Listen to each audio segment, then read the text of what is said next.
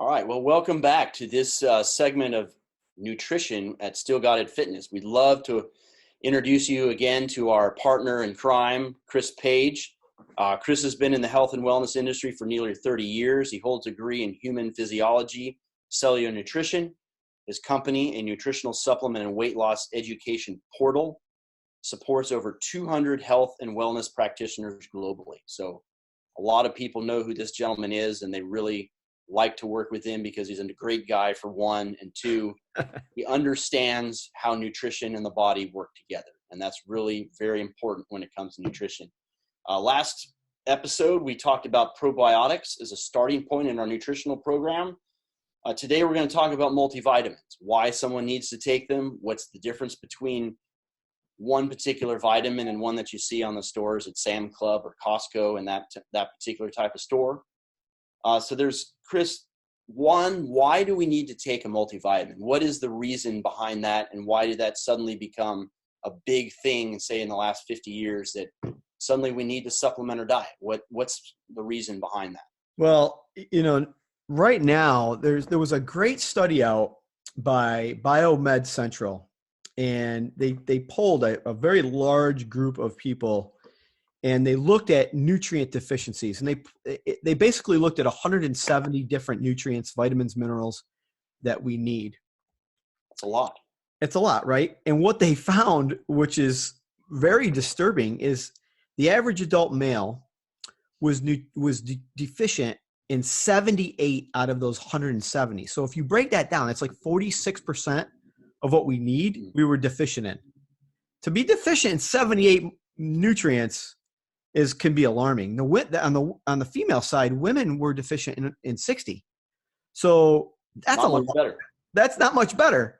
So when you think about it, that's right out of the gate why we need to fill in those nutrition gaps, right? Right. Exactly. I mean, years ago, you would hear doctors say, well, don't take a multivitamin, they don't work, or blah, blah, blah. But I think it was back in 2000, the Journal of American Medical Association totally reversed that stance. And they basically looked at the studies, looked at the nutrient deficiencies, and said everyone, absolutely everybody, should take a broad spectrum multivitamin. And so, and we've seen it today over and over again, people who will have sleep disorders, cognitive function disorders, stress levels, you name it, so many different things. And they start on a good broad spectrum multivitamin, and they start telling us how they feel, and they're feeling better. Mm-hmm. Cognitive function's better. Their sleeping patterns are better. Their energy levels are better. And some people say, well, how can your energy levels be better? You don't get calories from a vitamin, but those nutrients go into your cell. Exactly. And your cell uses those nutrients. And so I always say, I use the analogy, if you have a Formula One race car and you never change its oil and you never change its spark plugs and you put in lousy fuel, that Formula One race car is not going to drive well. No. But if you change the oil and you change the spark plugs, which is my equivalent of saying clean up the gut, which we talked about in the first video, probiotics, right? Right. And then give it better fuel, give it the ultra premium fuel, that's your vitamin. That car's going to run a lot better. And well, that's your cell. That's cell nutrition. You've got to make that cell happy. And if you're not giving it what it needs to be happy, you're not going to be feeling well. But nutrients work in combinations with other nutrients. So any metabolic function is going to be depressed, and you're not going to be functioning well if you don't have all those good nutrients in every single cell of your body. And it makes perfect sense for our clientele that they've had some experience in their lives. They're 50 plus. They've been around. Their bad habits have been going on longer. And they've also come to expect things falling apart. That, hey, I'm 75, therefore my joints should hurt. Mm-hmm. But that's not necessarily true, because if you're feeding your body the proper fuel, yes, you're going to go down slightly as you age, but you don't want to make it a precipitous crash when you say reach 65. You want it to be something that very slowly over time goes downhill slightly just because of the age, but you can make that a graceful aging just by putting better fuel in your body. And I'm only 47. I'm not even old enough to work out at my own gym, but I'm not 20 anymore. I am. I'm old enough to work out at your gym. You're old enough. Yes, you are. But that's okay. But you feel like you're not 15, 20, where no matter what you ate, you were fired up the next day. You could run all day, you could play all day, and you were maybe sore for 10 minutes. Yeah. Whereas as an adult, you see that, hey, I didn't eat right, I didn't sleep right. It makes a big difference in how I feel the next day. Well, and the other point that you kind of touched on was, as we get older, our bodies do change. Mm-hmm. And so what do we typically do, right? I found myself in this boat and I had to change what I was doing. But I became a little bit more successful and I enjoyed myself a little bit more. Mm-hmm. I indulged a little bit more in a bottle of wine. I went out to eat a little bit more often than I should have. I'm not giving my body what it needs to thrive. It's not about just survival. It's about how do we thrive. And so, but as we get older, metabolic functions just naturally, they don't work at 100% like they did when we were 16, 17, 18. But by giving it the good fuel, you elevate those levels. And so it's kind of like when our bodies are under tremendous stress, the last thing we want to do is go for all the comfort food that's high fat, high sugar, all those things. We want to give it the best nutrition we can because the body is in breakdown mode. And so it's so critically important to give it the best fuel possible at, really starting around age 30. There's no excuse to let our bodies get into the point of total decay. Yeah, so that I'm thinking about, okay, where does that lead us? And that's so we established the fact that a multivitamin is necessary. So the next question obviously is, well, there's 5 million different products out there. How do we decide which one is best for us? Which one works? Which ones are we going to absorb?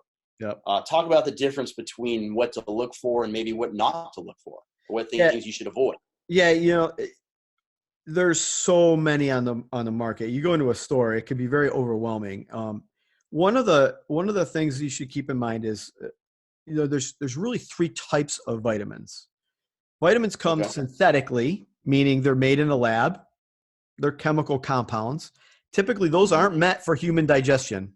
Chemical compounds, and I'll explain why in a second. And those are kind of like Centrum is a good example of a synthetic vitamin. Mm-hmm. Those absorption rates and the bioavailability of synthetic vitamins are very low. They can be single digits low. Next is all natural. Now, all natural is not the same as like all natural chicken. When it comes to a supplement, all natural really means 90% synthetic. It's only 10% natural. Wow. So it doesn't get much better, right? No, it's not. Then you have what's called whole food. Now, I'll tell you what it's not. It is not spinach crammed into a pill. It's that's it. Number one, it's impossible. Number two, you couldn't possibly eat enough to get anywhere near the nutrients you need. What it is it's the nutrients extracted from the whole food put into a tablet or a capsule or whatever. There's 2 things to think about when it comes to whole food. Food is grown in the ground, and which means you're going to be exposed to pesticides and herbicides and heavy metals and other toxins. You can be exposed to radiation, irradiation from product, where you don't get that when synthetic because it's made in the lab, but you also don't get any benefit from them. Right, exactly. It's like, hey, I'm not drinking chemicals, but I'm not drinking anything that's going to help me either. That's right. And so you do want a whole food product, because at that point you're going to have a product that is made with nutrients.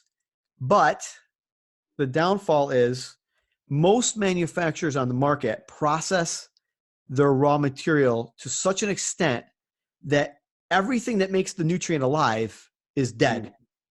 And so it's the enzymes and the coenzymes and all the cofactors, all the things we haven't even discovered yet in a nutrient that make it absorbable in the body.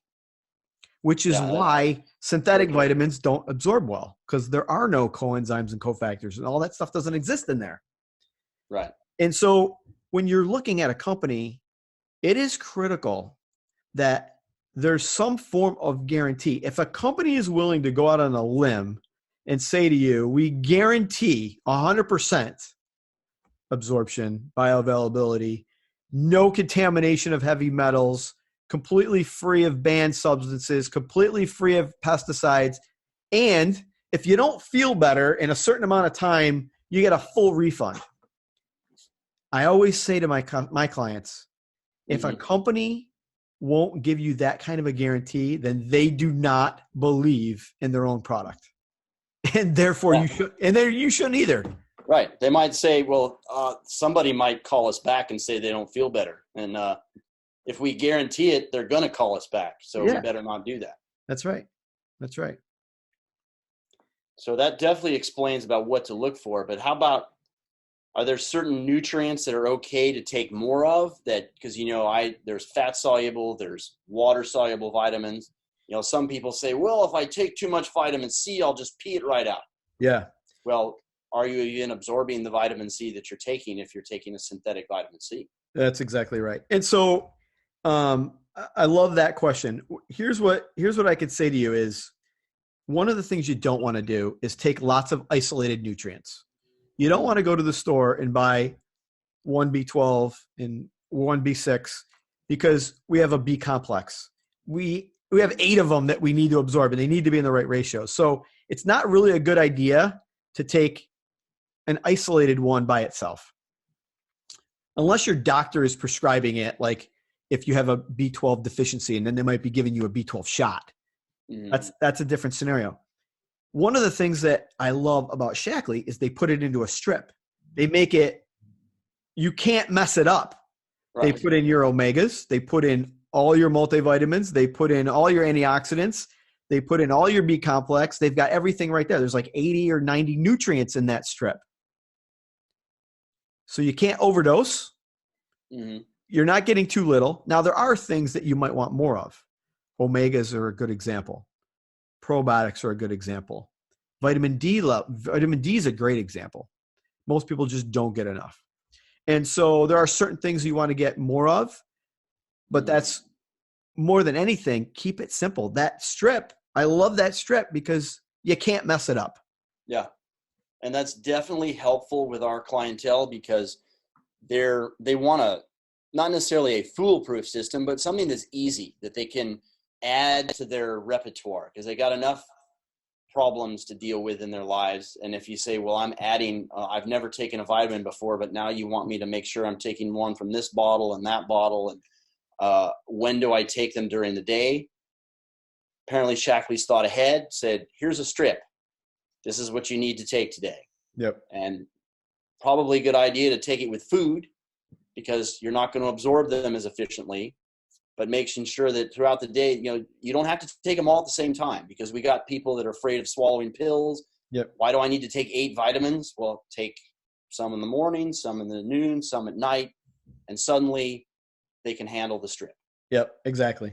And I want to add one more thing to that. Mm-hmm. There's also the cautionary omega. When it comes to omegas, omega products, fish oil products, are the only products that have been allowed to have the term pharmaceutical grade on the label if it is pharmaceutical grade. Okay. No one should ever take a fish oil supplement if it doesn't say that, have that term on there, because that term requires an extreme amount of testing for mercury levels and all other kinds of toxins, PCBs, dioxins, all kinds of things.